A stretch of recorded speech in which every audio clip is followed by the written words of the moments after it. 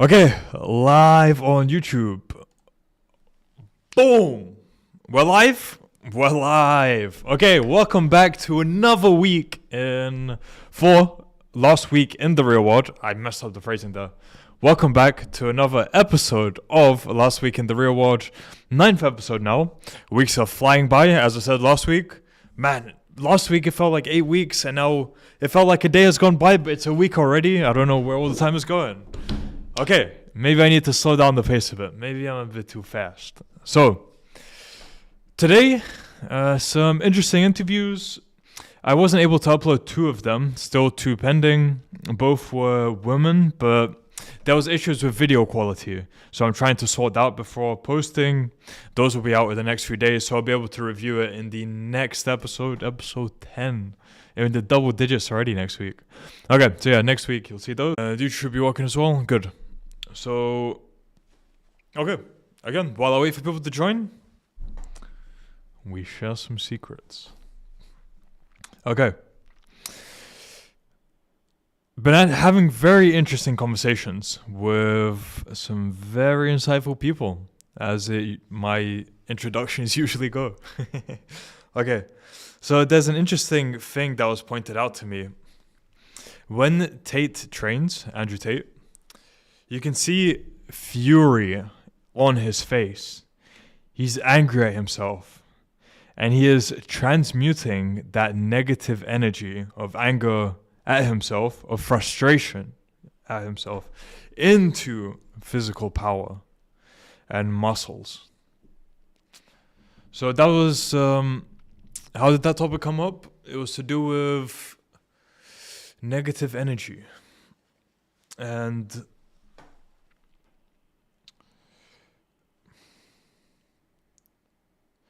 because from other people I hear you should love yourself, not in the hippie way, but love yourself as in care for yourself, spend time for yourself, don't prioritize other people over yourself in a way which is detrimental to you. There is some substance to it, obviously not taking it too far. Again, as a hippie, I'd say that's a bit too far. Becoming a hippie. And actually, no, wait, that's a tangent. We don't go along those lines. We push that away. Okay, continue on topic. And I was wondering, with monks, how do monks transmute negative energy? Because as Newton's law, one of Newton's laws state, energy cannot be created or destroyed. I can't remember if there's more thought to that. So let's say you do get negative energy. An average person, they'd let it fester. I think that's the right word. They'd let it fester within them. Maybe they'd start speaking it out and spreading that negativity. And as Tate recently said, negative energy is sticky. He wrote a tweet about it. It's sticky and it will latch onto you as well. So as they spread it, it will latch onto you even subconsciously. And then you'll have that negative energy as well. And you have to try process it and work through it for it not to affect you. So I was wondering how monks deal with it. In the case of Tate, again, he transmutes it for physical exercise, and then monks, different people I spoke to had different answers. So if anyone in chat has a conclusion, let me know. One thing is, actually no. Again, I don't want to ramble too much on it. The whole point of me talking about this is energy transmutation. So whether it's, if you're too focused on lust, as an example, then if you're able to retain that and not outwardly express that lust, just keep it within you and stop focusing on something like work instead. So that energy that you were spending on lust will instead transmute into work. Same with any sexual energy. Even, man, is it okay for me to be talking about this? Super controversial opinion, I guess, but it's okay.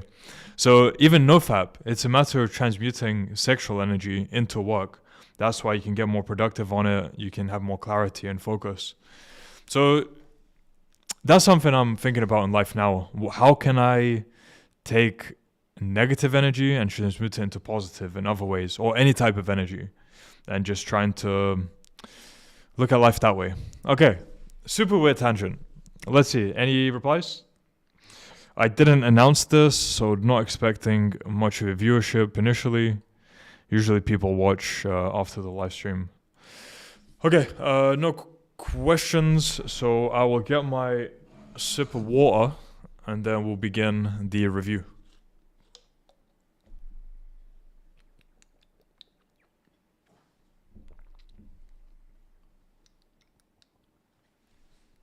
Anyone watching? If I use filler words, such as or so, or anything else, please point it out. Maybe even keep a counter of how many times I say it. If I consciously realize I'm saying it, I will restart the sentence just to try get it out of my vocabulary, because I don't want those words in my... Oh, there's a really cool word for this. In my... it's not coming to me. It's not dialect. I keep thinking dialect, but it's not dialect. There was another word. But I forgot it now. It was super sophisticated word. But it keeps slipping my mind. If I remember later, I'll say it later. Again, tangent. So, on to the review. We have Baydon. So, Baydon is 38 years old. He has a wife and two young kids. So, I just said so. Need to stop that. Okay, I'll need to think of a different transitional word instead of that. Or maybe no transitional word. Anyway, moving on. He has a catering business. And he joined the real world because he really wanted freedom. Time freedom, and yeah, mainly time freedom. I was going to say monetary freedom, but that comes with time. I'm confusing myself. So moving on. I said so. Moving on. Okay. He was spending day in, day out, every single day, working on his catering business. And he didn't have any time for his kids. He was saying he was missing out on watching his children grow up because of how busy he was. And that super irritated him. He didn't want things to continue that way. So I removed the so. At one point, he discovered Tate through social media, started consuming his content. And actually, no, that was a bit wrong. He actually found out about Tate through the media because I just said, He found out about Tate through the media because they had posted articles, as they usually do, saying Tate is the world's most dangerous man. And that intrigued Mr. Baydon here. So he thought, how about I check out for myself? Is he truly as dangerous as the media say? He started looking into Andrew Tate's content. And what do you know? He finds out what a great person Andrew actually is. And that what the media is saying is complete BS. I was about to say so. And I said, no. How else can you transition? Okay, anyone in chat, give me other transitional words so I don't keep using so. Furthermore, in addition, consequently. Okay, let's try in addition for this one. In addition, I forgot my point. Most dangerous man decides to look out himself, sees it's a lie, then decides to join the real world to see what it's about, because potentially he heard it could help him with financial freedom and getting back his time. So he joins it. He goes into the copywriting and business mastery campus and finds out he can actually start an online business, which will give him the time that he wants. And that's what he starts doing. Starts freelancing, becomes a translator for different websites, just different freelancing work to translate. Talked about some other things as well that he does, freelance related, and how happy he is now because he was able to get his time back. Now he's able to work from home and a substantial amount of money as well. He said in just 3 months, he earned $18,000 in 3 months of starting out in the real world. So that's just the beginning, and already earning $18,000 while he was working on the side with the catering. He was toning down the catering business, but still doing it on the side. And now he's saying he's pretty much ready to completely quit the catering business. Maybe hand it off to, I can't remember if it was him who said hand it off to his brother or someone else, but hand it over and fully focus on working online. That's his next goal. Just said, oh.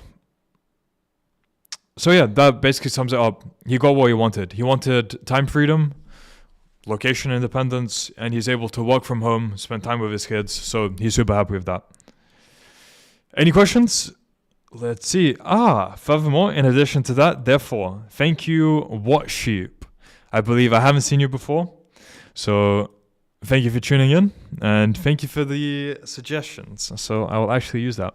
Furthermore, in addition, therefore. I'll go in that order as I speak. Let's try and implement. Okay, so we're going to use furthermore next. John, only 11-minute interview, fairly concise.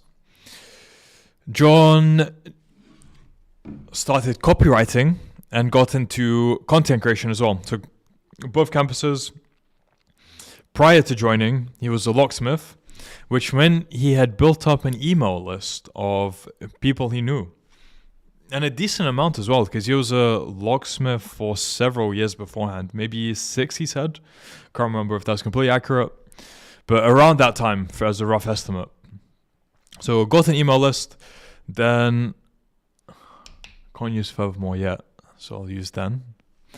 Then he, after learning AI image generation, he decided to send what he can do to his email list, send samples of what he can do, professional samples. Let's say if someone needs a logo done or something back end for their website, he can generate AI.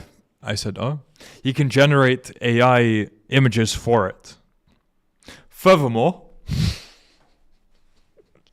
I had no point, but I wanted to say furthermore. Let's try this. Furthermore, I have no furthermore to follow up with. I tried.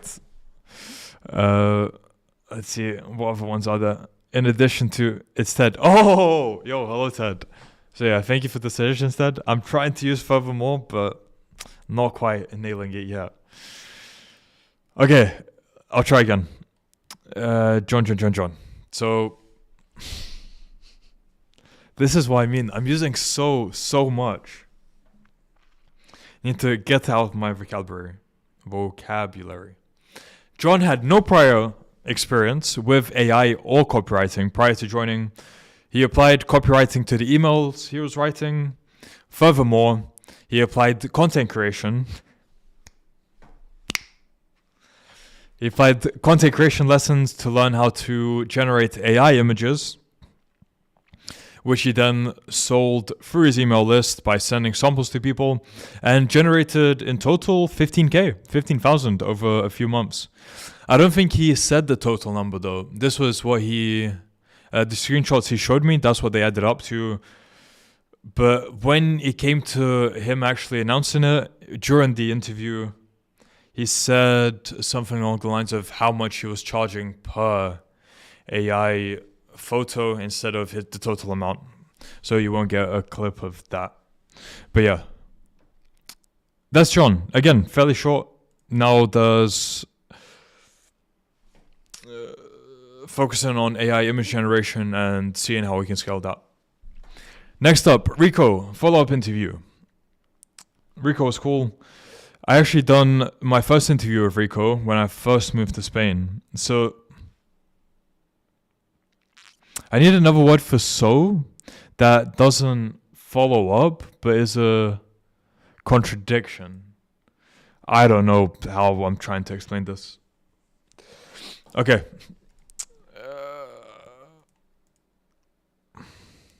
I'll just say so when I need to say so, and then I'll figure out for the next time I do these how I can remove it with other words. Rico, he's 17 years old, and he earned $3,000 in his first month of joining the real world. That was because he had a YouTube channel and he applied lessons from the Content Creation Campus to make better YouTube videos. And that led to being able to monetize and earn $3,000 in 1 month from it. Since then, we've done an interview just under 3 months after, I believe. Since then, he went into UGC, user-generated content. He landed a client for $2,000 per month. Or maybe it was a flat rate of $2,000 actually. We'll need to rewatch the interview to check if it was flat or per month. But that $2,000 landed for a AI software company to make user-generated content, which they could use to advertise their AI software. That's what Rico is doing.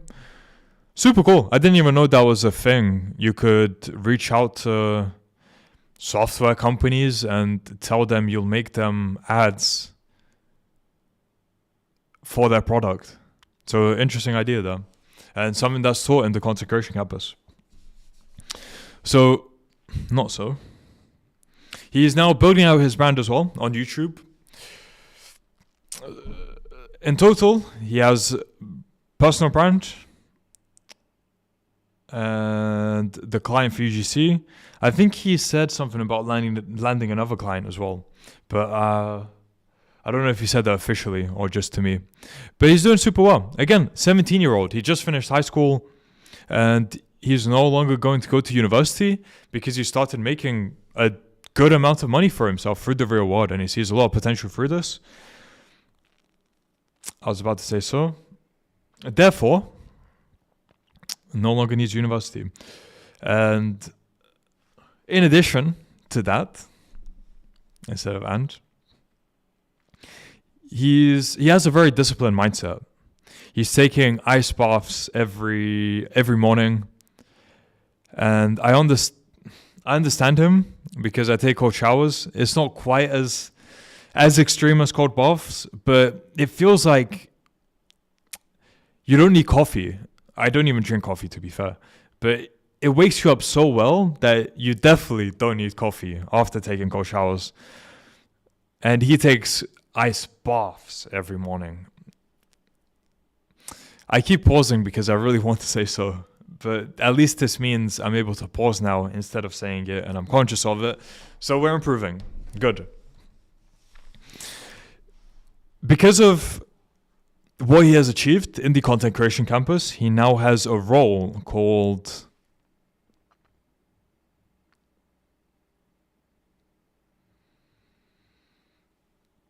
I forgot what the role was called. It's a role you get after earning a certain amount of money and being in the top 25 of leaderboards. If anyone knows, message. I know, Ted, you're here. If you're still here, I saw you have wins, content creation wins. So instead of so, a different word, I'll just use so for now. So send it over to me if you remember. Performance creator, that was it. Okay, so he has a performance creator role. And because he has that role, he's able to have conversations, one-on-one calls with other professors in the real world, which is what he's been doing. So he talked about a call with Arno and Ole. Arno, Business Mastery, Ole from Marketing Campus. And he spoke about how insightful they were and how cool of an opportunity that was as well. So that's what I remember from Rico. One more thing was he uses his room to record his UGC videos. So he set up panels on the side of his wall, soundproofing panels. There's a camera there you see in the background as well. And yeah, he just works from the comfort of his own room at home, which again, location freedom and soon financial freedom as well. Cool. So then we have Nick and Paolo. Okay. No other comments. If anyone has any questions, message on Rumble or YouTube.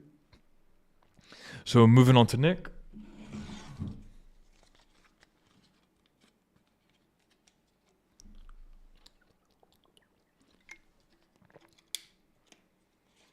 Nick was, interestingly enough, both Nick and Paolo are musicians. So back-to-back musicians was a good coincidence. Nick is 29 years old, soon to be 30. He has two businesses, one as a musician and two as a pool service company. The musician is more of a hobby, something he does on the side, whereas the pool service is the main thing. He talked a bit about music at the start, then we went into how he found out about the real world. He was saying for a long time, his day-to-day activities, something felt very wrong in them as he was going about them, whether it was when he got on to play games with friends, when... I can't remember the examples he gave, but when he'd do things throughout the day, he'd really feel something wrong. Something missing in his life, but he didn't know what. And that's when he found Andrew Tate through social media, and Andrew's message really started resonating with him, and he found out exactly what he was missing. So, not so. And because of that, he decided to join the real world to experience more and see what he could learn.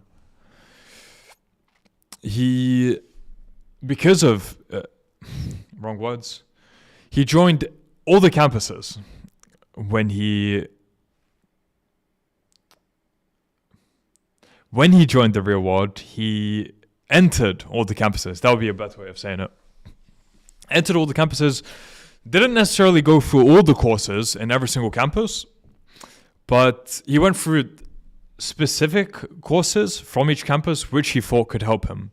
Then he combined all of the skills he learned to boost his pool service, pool cleaning business. It's not just pool cleaning, it's a whole pool service. I guess that's why he calls it pool service company. And he was able to earn $50,000 in 3 months because of the lessons he applied to his company through the real world. Wow, my brain is fried today. He talked about not competing on price, because that's what he used to do. Before he joined, he'd think, maybe if I lowered the price, I'd be able to get more clients, and then eventually ended up working for free for some people. So he saw that's just not the way. And after going through some lessons, I believe it was in Business Mastery, he learned a different approach to offering his service. And he talks about that during the interview. And he also says when he used to work his regular 9-to-5 job, 8 hours felt like an eternity. But now he can do 16-hour workdays and feel great because he's building something of his own. And his time actually means something. He's investing his time into something that will grow for him. That was really cool. What else was there with Nick? I don't remember anything else. I mean, that's a pretty good wrap up. So 50,000 in 3 months of starting the real world, again, is very significant. So final one, we have Paolo. And Paolo is quite a story. He is a streamer, a content creator, and a musician. And he lost his intestines because of Crohn's disease. Let me think of timeline here. That was around 2012, and he didn't accept the disease until 2018. So he was living in a victim mindset, I guess you'd say, in that time. But when he accepted it, found the positives from it, that he reframed it to being able to help other people who have experienced similar things to him. Because he went through that, he'll be able to help them now as well. He'll be able to help them now. So, not so. I said not so many times. but it's about becoming conscious of it and stopping it. Okay, next week, watch. No ums, no so's. Almost guaranteed.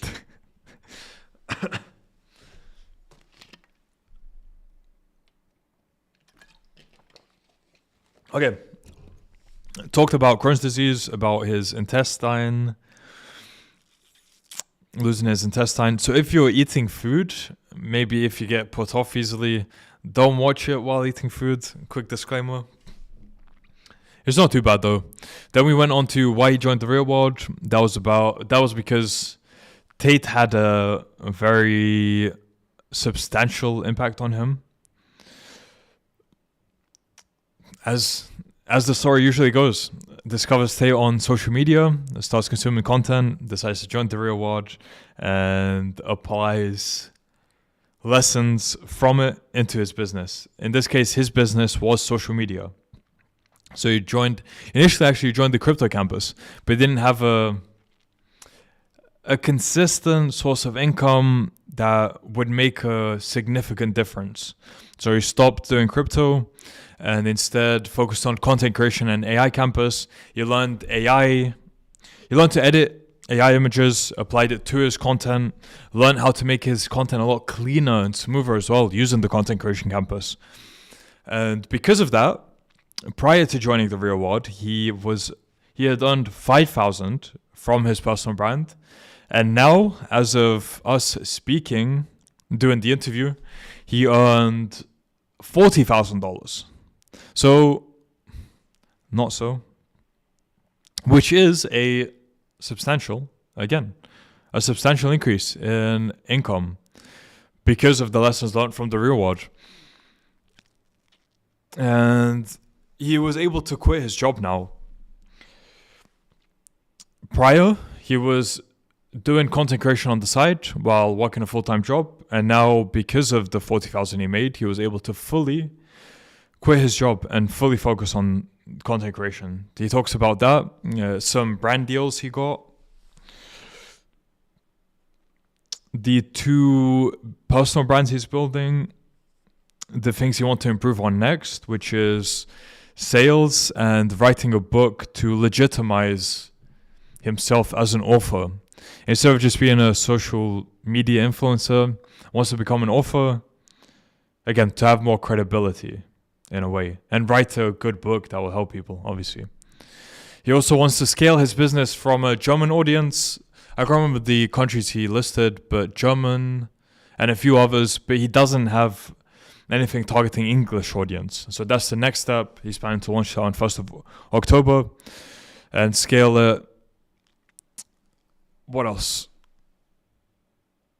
I believe that's everything for Paulo.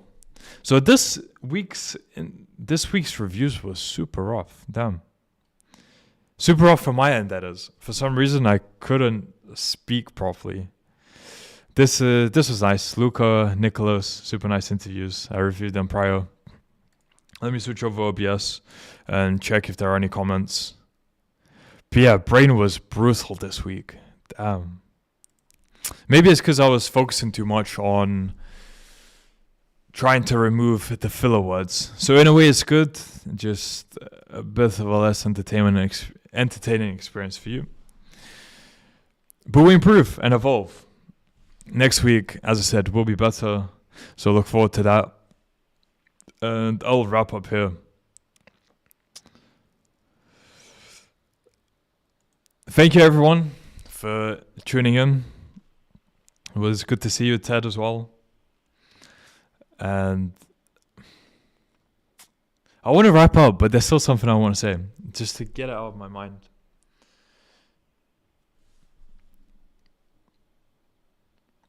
But it'll be rambling. I'm already rambling enough. It'll be something for next week. I'll leave it for next week. There you go, on a cliffhanger. So everyone, thank you for tuning in, for everyone who tuned in. I know people watch not live as well, and over next week, everyone who watches. I appreciate all the support. Anyone who has comments, feel free to write in the comment section. I read them. Don't always reply to them, but I always read them. I know someone commented in the last one to move this out of the way so it's not in my face. As you can see, implemented it. So yeah, all feedback appreciated. And goodbye and have a good week to everyone.